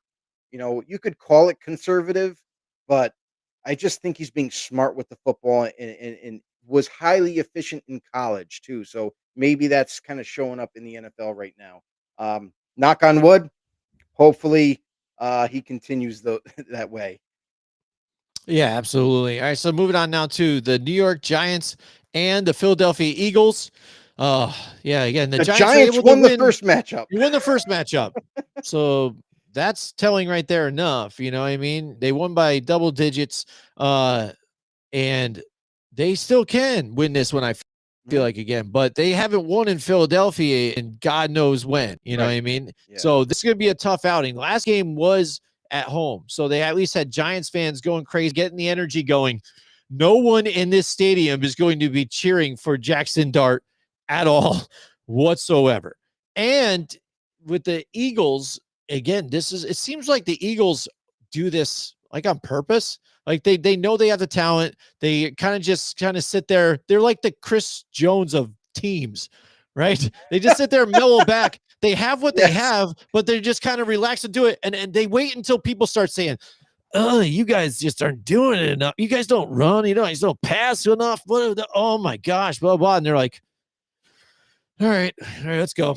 And then they go boom, and then boom, start lighting it up. Hey, let's get it to AJ Brown. Let's get it to Devontae. And then they light it up again. And it's like, all right, maybe now they're here. Maybe now they've arrived. So maybe we've woken up this sleeping lion of the Eagles. Again, maybe they can get this going now. We need to see Saquon kind of get back to what he was last year, and being a leading rusher in the league. And I'm afraid this is going to be that game, too, where they start to come back on this one. It's going to be an interesting game to watch. I know Jackson Dart is going to make it exciting, but just like always, I pick against the Giants every week. Just about 1 week I didn't, and I burned for it. I'm going to go with the Philadelphia Eagles at home to win this one.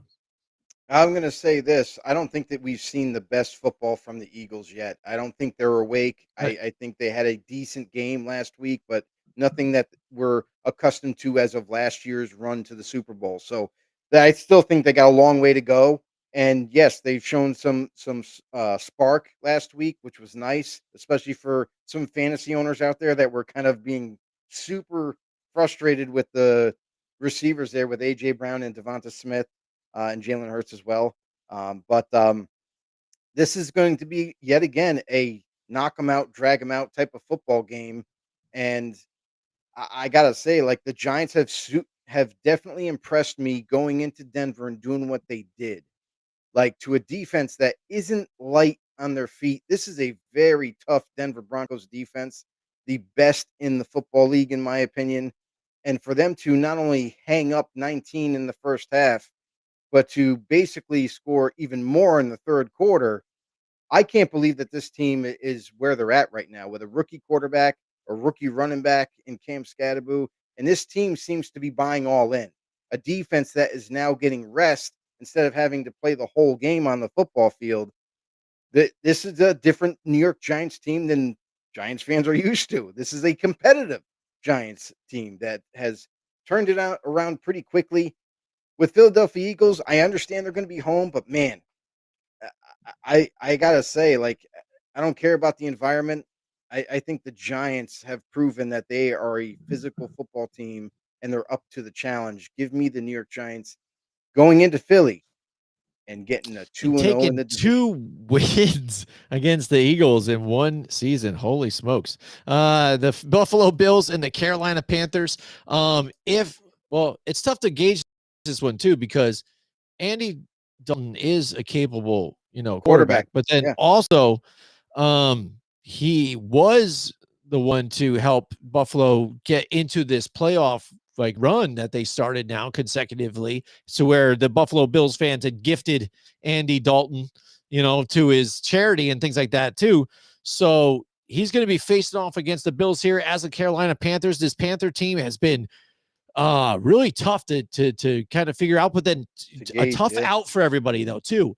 they play tough. They engage in every single running game, and that running attack is big.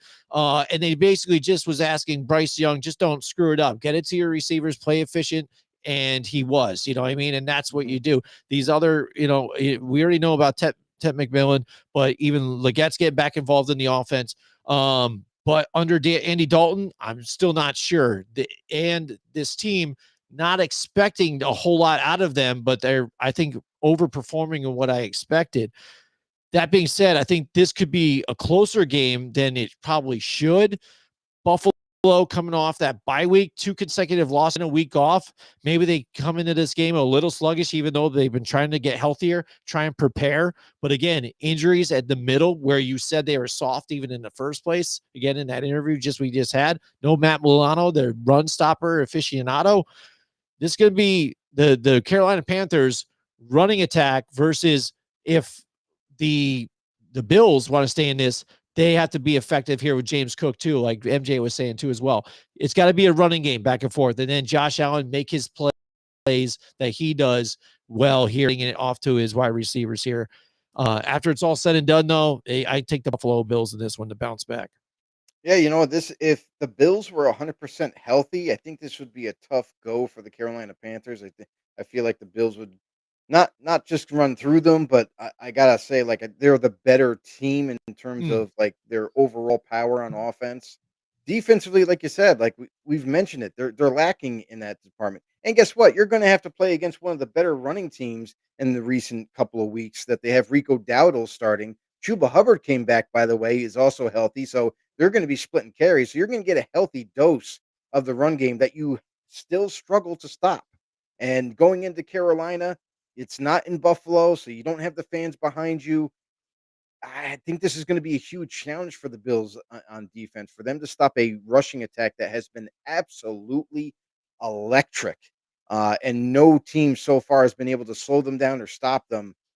And you mentioned Andy Dalton. I think this is actually a blessing in disguise for Carolina because Bryce Young has been still faltering, has been still fumbling his opportunity this season and not processing the information quick enough and getting rid of that football, holding on to it too long, where Dalton does not. Dalton is got a veteran quarterback that is going to get rid of the ball quickly, is going to be very decisive, and the receivers are going to actually reap the rewards from it. So I got the Carolina Panthers, honestly, getting an upset win here against the Buffalo Bills with the stingy defense that the Panthers have, and they've been playing really well as well.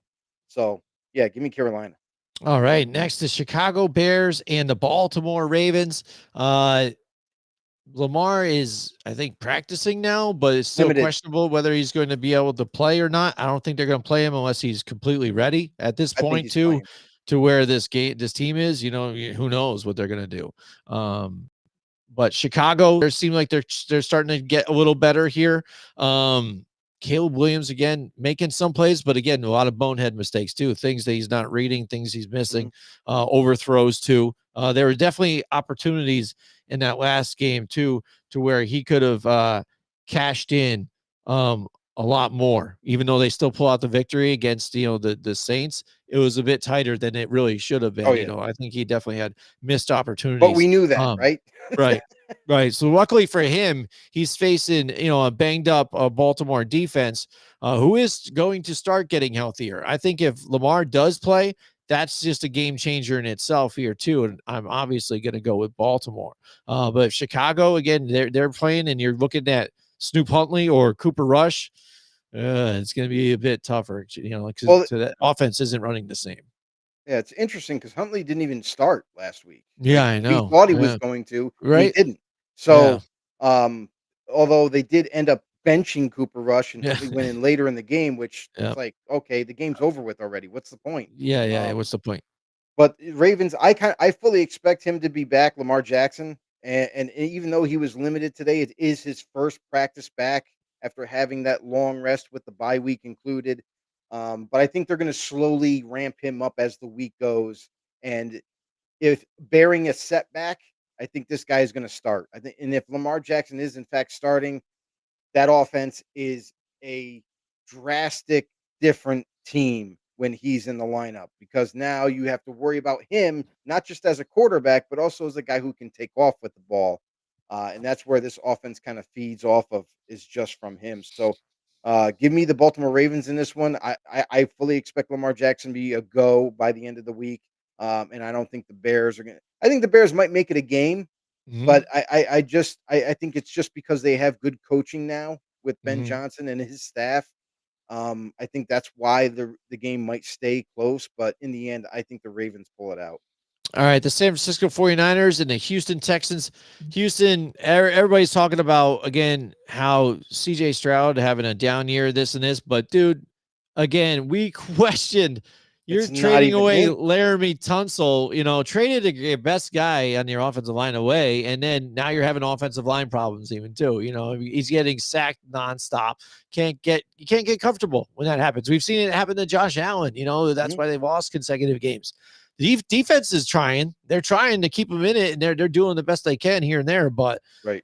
people are calling to replace the offensive coordinator and stuff like that. It is what it is. You got to try and fix that line a bit. Give your quarterback some more time. San Francisco, hey, Mac Jones was the answer, man, especially with the injuries that you had here. It's great. They are fortunate that they have him as a backup, because he's playing some great ball right now, putting his body on the line, making great throws, dishing the ball out to wherever. So where last game, you didn't even need uh George Kittle involved. Like, he was just getting involved, in the He was in the blocking. blocking game, right? He was just Uh blocking. yeah, absolutely. So, and that defense, with all many injuries that they have in that defense, was really stepping up under Robert Saleh. And that's where we talked about with the Jets, what a good coach can do. And he's elevated guys and made them play better. And this is what he's doing here in San Francisco. So this could be a tough game here. Houston at home. They are at home, so they got an advantage there. But I don't know, man. I'm really feeling the San Francisco 49ers on this one. So for the Texans, and you're right, Jim, about the offensive line. Why would you trade a Pro Bowl left tackle, by the way, and Laramie Tunsil, and not just stop there, but let's trade a starting guard too. Let's trade Kenyon Green away, and now he's in Philly as a backup, nonetheless. So this is a team that made poor decisions in the offseason leading up to the beginning of the year. And now you're seeing a team that just can't protect CJ Stroud. This poor guy has no time. Even after the snap, it seems like they're already in the backfield chasing him down. So what do you expect this guy to do?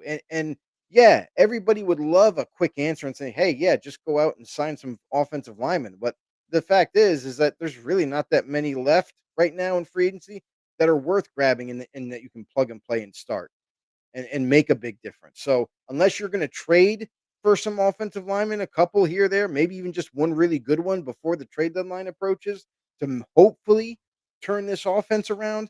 Because I'll tell you this right now, this offense looks like it's struggling big time. Yes, the big part of the brunt of the blame has to go on the offensive coordinator, because oh my God, if you watched the Texans last week, it's coaching 101. You can't throw the ball deep down the field if you got no time to throw the ball. And this guy continuously kept selecting plays that had his receivers running 10 plus yards down the field. Meanwhile, Stroud's running for his life and getting it after the play's even over. So, a lot of issues in Houston. Houston, we definitely have a problem. We can't fix all of them, but oh my God, they are in trouble. Defensively, this team is stacked. They're one of the better defenses. But if you don't have an offense to counterpart with that, you're going to be struggling. And that's what's happening with them. The Niners, they're on the different side of this. They are injury riddled, but they are coming to play.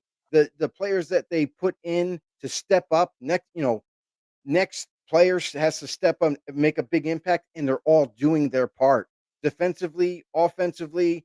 And it sounds like maybe Ricky Parasol might, after last week, he might be healthy enough to play this week. We'll have to monitor that. But if that's the case, and they're starting to get healthier on offense, this team could be dangerous once again. And I think the Niners, to be honest, like they should win this game, but we all know that the NFL makes no sense. So maybe by next week we'll be seeing a W by Houston's name and not San Fran, and won't understand how it happened. Nice. All right. Next, we've got the Tampa Bay Buccaneers and the New Orleans Saints. Bucks again in a tight one. I know Baker wants to blame the refs for it all and stuff. I mean, everybody does, right? So Yeah, you might as well. right. Yeah, let me tell you though. Again, and somebody even showed on. I think I saw, excuse me, on a short somewhere, is the difference between Patrick Mahomes getting hit and when he gets up after being hit, as Mhm. opposed to Baker Mayfield getting hit and then he Mhm. gets up. Mhm. Totally different, right? You know what I mean? Yeah. In fact, Mahomes looks at the ref, Oh, yeah. complains, you know, Oh man. and It's, and Baker Mayfield's like, oh, yeah. you know, I mean, it's like, whoa, okay, whoa, it gets in the dude's face, like, oh, dude, you Yeah. want to hit me like that? I'm like, row, row, row, row, row. You know, better it's like hit that harder, commercial. bro. And in the commercial, she's got the Georgia Bulldog, you know, freaking cup. Woo, woo, woo. So Tampa Bay, they're going to be a tough out here. Even though Mike Evans, dude, just fresh off the IR, comes back and broken collarbone, out again. But we saw the emergence of other guys. Look at Tez Johnson. We talked about that with JC last night. Really making some plays here too. Next guy step up mentality, and that's the way Tampa Bay has kind of been, right? Too, since you know some of these injuries has happened too. So I think they're going to be pissed about that last loss. This is a divisional game. This game, I think they already played this year too, right now. I think it was close, right? I think Tampa Bay is going to come back for blood though on this one, even though New Orleans at home, that crowd's going to rockin'. But I'm liking the Tampa Bay Buccaneers on this one. We've got Christian Dickinson in the house tonight. What does he got to say here? He says Mike Evans will not be getting his 1,000 yards this season.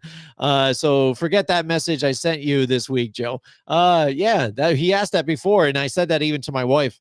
We were watching the game, and I said, you know, this guy Mike Evans, this is what happened, blah, blah, blah. And she's like, oh man, that's unfortunate. I'm like, yeah, it's crazy. He had like, I think it was 13 consecutive seasons with 1,000 yards. I'm like, well, that's coming to an end now. And then she goes, oh wow, that's quite a feat, and that's sad. I'm like, yep, that's the way the cookie crumbles. Right, Joe? All right, Bruce Nolan. All right. So, yeah, with this Tampa Bay team and the New Orleans Saints, I gotta say it's going to be Buccaneers. Buccaneers are going to win this game, and it's. I don't see it being that close, to be honest with you. I think the Buccaneers, as soon as they get a lead, I think they're going to sustain it. They're going to build on that as the game goes. I like what I've seen, honestly, from Spencer Rattler in the New Orleans Saints. Their offense, he's been doing pretty well, honestly. I didn't Yeah. think he would play this well this year, but again, obviously, with being ingrained in that offense and with the guys that he has around him, he has confidence in them. So, who knows, right? Like, and the Saints are another team to keep an eye on as well for as we loom ever so closely to the trade deadline, because it sounds like there's rumors about maybe Chris Olave being on the move if a team that needs a receiver, wink, wink, Giants, um, or anybody, Buffalo. he might be up for grabs. So obviously, it's going to come down to compensation. Not every team is going to, come to a deal. So we'll have to monitor that. But the Buccaneers, like, talk about receivers with them, they're just injury plagued. Mike Evans yet again gets banged up, leaves. He's done for the year. Chris Godwin comes back this year, gets hurt again, and he's been missing weeks. So it's the young guys stepping up. Emeka Buka, the rookie that they drafted this year, has been a godsend for this offense. Yeah. And then also, you got Shepard, you got Tez Johnson, like Jim mentioned earlier. These are all guys taking huge strides, and still, this Buccaneers offense still doesn't falter. Now, on the other side of it, the defense isn't that good. So this team has to always outscore their opponents. So I think it's going to be pretty much uniform this week. Give me the Buccaneers in this one. All right. Dallas Cowboys and the Denver Broncos. This is going to be a good matchup to watch. Like, I'm going to be excited to watch this one, see how Denver responds after that one, to where the Giants basically handed it to them. I don't think Denver really came back and won this game. The Giants No, just handed it to the them. Giants It definitely was gave pretty that game freaking away. easy to see.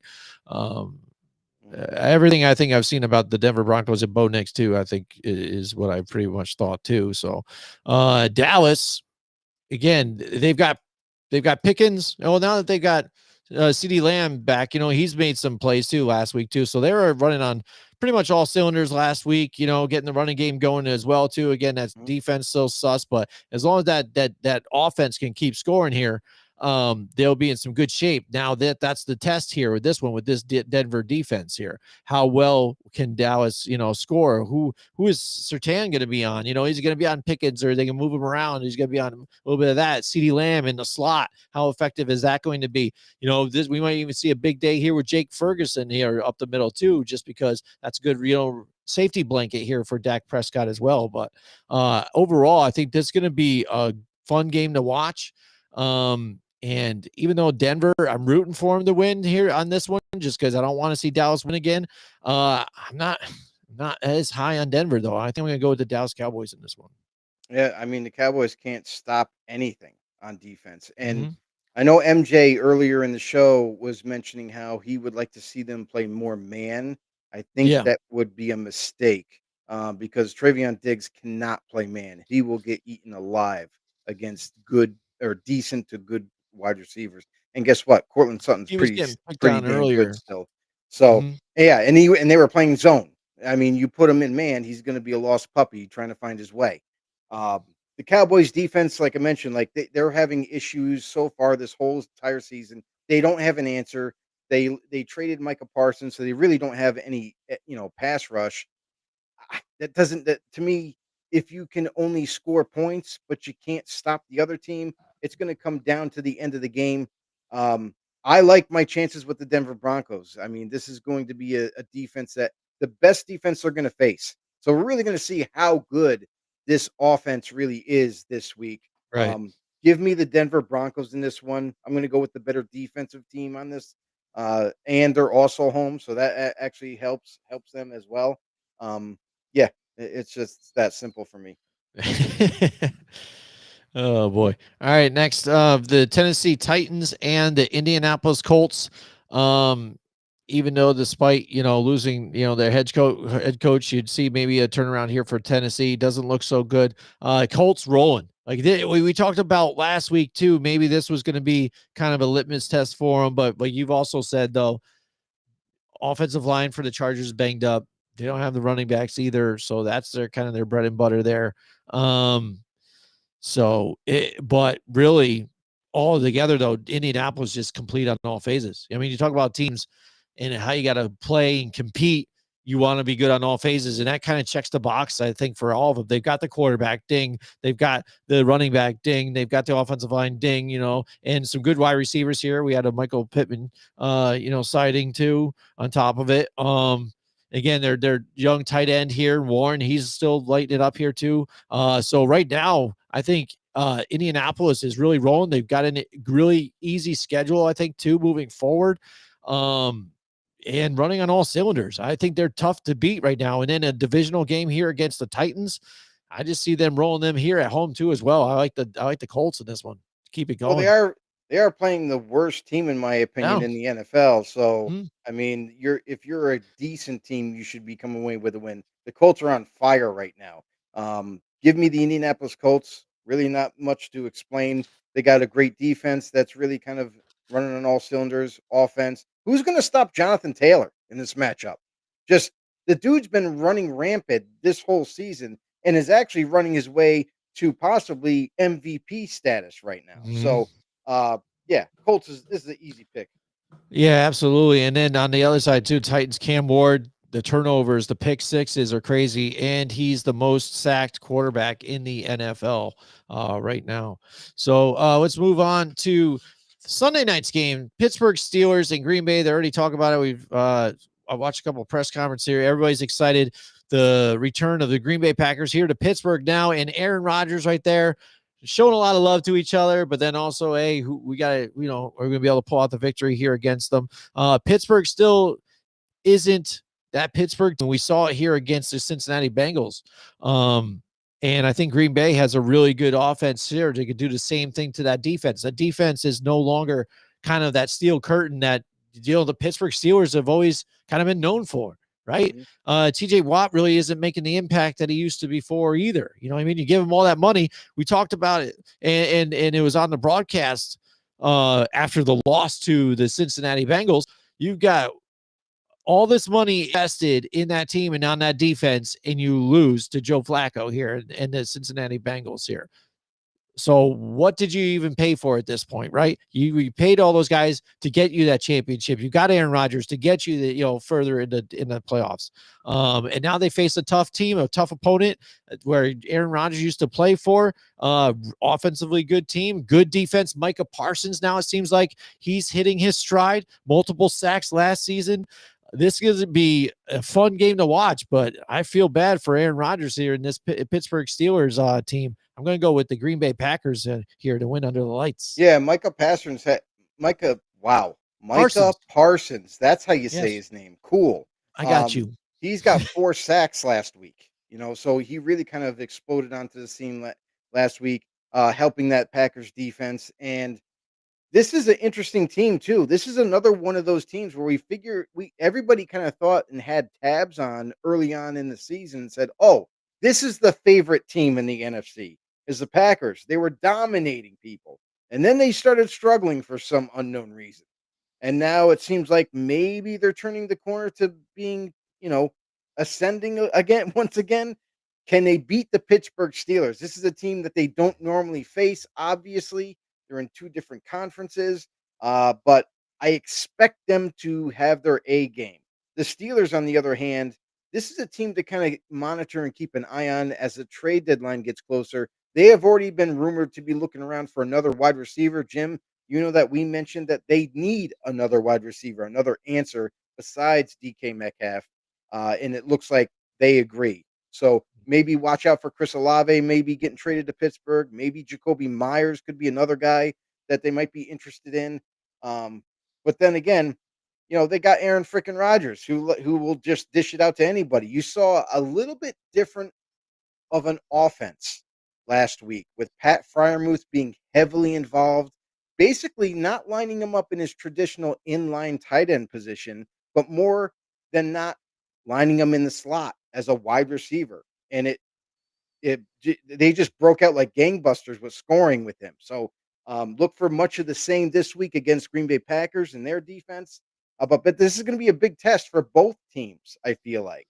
Is this the Green Bay Packers team that if this Packers team is turning making that corner and getting back on the track, so to speak, they got to win against Pittsburgh in a hostile environment. If the Pittsburgh Steelers want to be a team that's going to keep continuing to put their foot on the gas and striving for this division and winning it at the end and getting into the playoffs, they got to win games like this. But I like a more complete team, which in my opinion is the Green Bay Packers. I feel like they're going to come into Pittsburgh. I don't think this is going to be a blowout win or anything like that for either team.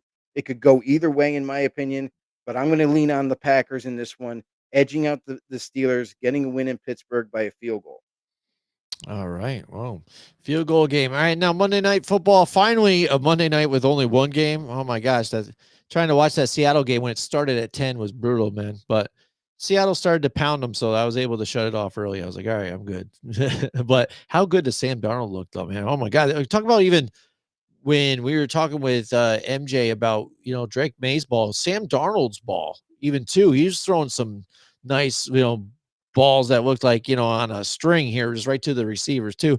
Looked really good the other night, but we got the Washington quarterbacks throw good balls. Yeah, there you go. Washington Commanders at the Kansas City Chiefs.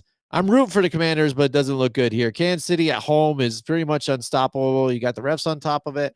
Washington, Jayden Daniels, again, questionable, I think, to play in this game too. Not even sure if he's going to even be able to play. I honestly don't think Jayden Daniels is going to be available for this game. I think that going back on the injury list, I think they want him 100% healthy. Yeah. I think there's going to be question marks as we go further and further down, through the week. But I fully expect Marcus Mariota to be the starter in the end. Yeah, so that's going to be a rough outing here for Washington. So they're going to be tough here because, again, tough loss last week to Dallas. Now they've got Kansas City back-to-back along with them. I don't see Washington coming out here with a win. I got Kansas City in this one. I will be the biggest fan of the Commanders this week and hoping that they beat the Chiefs. However, I don't think it's likely. Um, Obviously, Jaden Daniels didn't look healthy last week to me. It looked like they kind of maybe rushed him out a little bit too early, and it showed. He wasn't comfortable. He wasn't himself. Marcus Mariota will give them an opportunity to maybe pull off a big upset here, but I think they come short in the end. The Chiefs are kind of like just hitting their stride right now. After getting Rashee Rice, you saw the clusterfuck of offensive points that they put up against the Raiders and really embarrassed them. I mean, well, as bad as they are an NFL team, and when you get beat that badly, it shows everybody that's watching the game is like, wow, this team might be back. Rashee Rice was the missing link in this Yeah. offense. Now that he's back there, you see the same kind of creative plays that they had for him when he was healthy there, and he's just continued in hitting in stride. So they got a great running team. We all know how good their defense is when they're all playing well. I think it's going to be a little too much firepower for Washington to handle. Give me Kansas City. All right. Yep. Absolutely. So there you go. There's the picks for the week. That's the show for tonight. Hope you guys really enjoyed it. We thank again MJ from 104.5 The Team ESPN Radio joining us, and we hope to have him on again down the line in this season for some more exciting, entertaining, and strange turns this NFL season will give us. We've seen a lot of different stuff this season already, and we're only just under halfway through. So much more to come, everybody. We got more guests to join us too and all that stuff. And to check out those videos, Joe, tell them what they have to do to find them. Yeah, it's simple. Step one is go to YouTube, right? And then you're going to find our channel. You're going to hit that subscribe button. Then don't leave as soon as you hit the subscribe button. Also hit thumbs up to let YouTube know that, hey, other people should be watching this as well. And don't forget to share it. Tell a friend to tell a friend. Spread the word. And we will see you guys in next week. All right. See you guys.